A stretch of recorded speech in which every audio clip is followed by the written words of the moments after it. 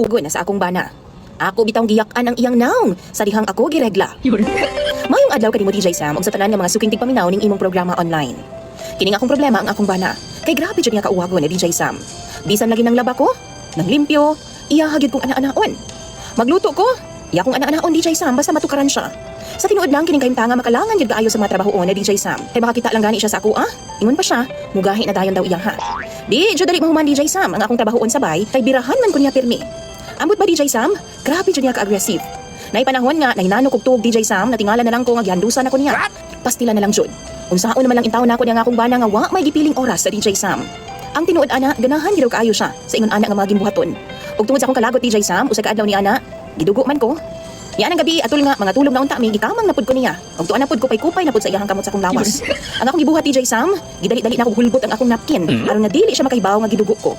Ug sa dihang musakay na unta siya nako, ako siyang giingnan nga ako'y drive. Kay palamian ako siya taman. Perti niyang gipaya DJ Sam. Daliman kag ako na. Nibangon ko DJ Sam o girumansa na ako siya pag-ayo. Kutob sa akong mahimo, gipalamian ako siya taman DJ Sam.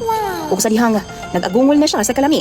Kalit na ako siyang giyak-an o ginuno na ako pag-ayo sa iyahang naong ang akong bilahan. Pastilan lagi. Dali-dali intawon siya bangon DJ Sam kay murag laing man daw.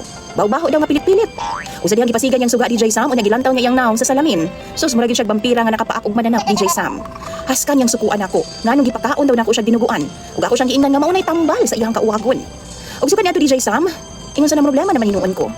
Kay dili naman noon siya mo gamit nako sukad niadto. Duha na mi kabuhan DJ Sam nga way ana-ana.